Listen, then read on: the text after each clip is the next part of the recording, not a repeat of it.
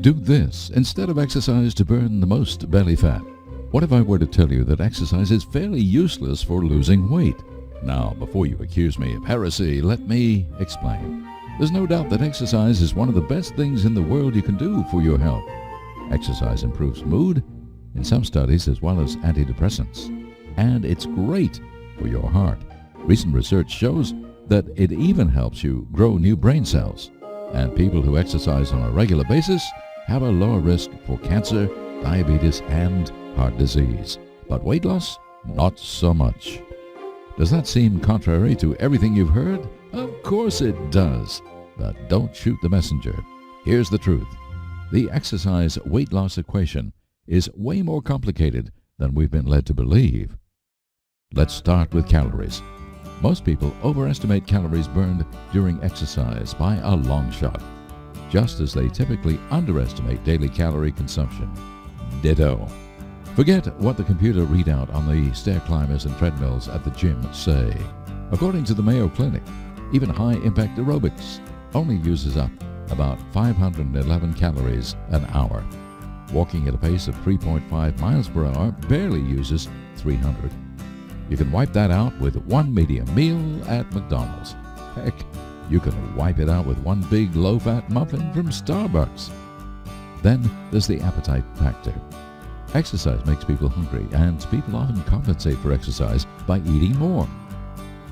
I've seen people at the gym scarf down energy drinks that contain the calorie equivalent of 2 days' worth of workouts.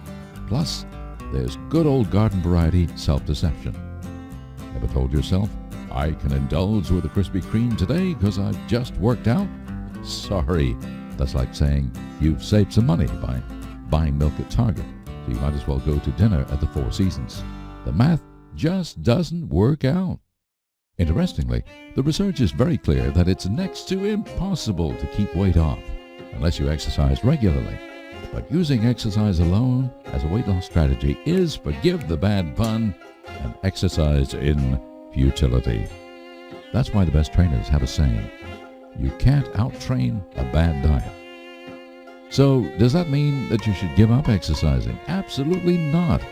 But it does mean you should give up the pipe dream of losing belly fat just because you started walking. Belly fat happens for two reasons, both related to hormones. The first is that you eat too many carbohydrates, which cause your insulin levels to go sky high. Insulin, also known as the fat-storing hormone, is secreted by the pancreas whenever your blood sugar rises. And what makes it rise the most and stay up there the longest is sugar and processed carbohydrates.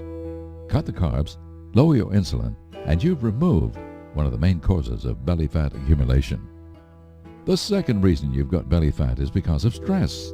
When you're under stress, your body pumps out another hormone called cortisol, which sends a message to the body to accumulate fat around the middle. The reasons for this are complicated and have to do with the primitive fight or flight response. But the bottom line is that excess cortisol is a signal for the storage of belly fat. Since belly fat is the most metabolically active fat, it's also the most dangerous. Apple shapes are at far more risk for heart disease and metabolic problems like diabetes. What to do? What to do? First of all, cut out sugar. No kidding. And I'm not just talking about the white stuff in the bowl that you've added to coffee. I'm talking about foods that convert to sugar in a heartbeat and have the exact same effect on your fat-storing hormone, insulin, as the white stuff does. Cereals, breads, pasta, cookies, rice, crackers, and soda. Especially soda. Lowering carbs and boosting protein and fat is the surest and quickest way to get insulin levels under control. And that's the first and probably most important step to losing belly fat. Remember, insulin doesn't just store fat. It also metabolically locks the doors to the fat cells, making losing fat fiendishly difficult. If you want to lose weight, you've got to control your insulin levels. It's that simple. And the fastest and most effective way to do that is to cut way back on carbs, as that is the major macronutrient that drives insulin up in the first place. How ironic it is that we've been avoiding fat all these years, when fat is the one macronutrient that has virtually no effect on insulin. But don't get me started. The second thing you can do is figure out how to manage your stress. This isn't an article on stress management, so I'll leave it to you to come up with how best to do it. Just know that managing stress needs to be on your radar if you want to have a body you can be proud of.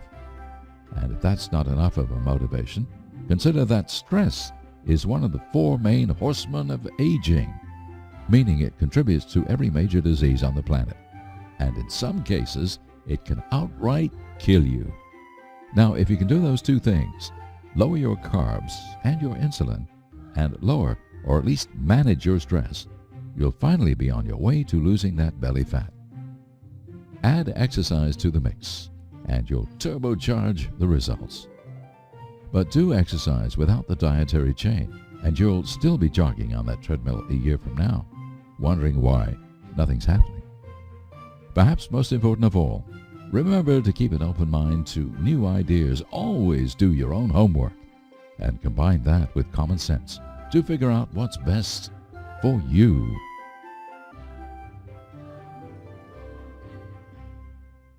Please visit us today at naturalhealthsherpa.com/free and download these 3 free reports: Secrets to Natural Weight Loss, Amazing Superfoods to Boost Your Health, and Natural Therapies to Combat the Deadliest Diseases.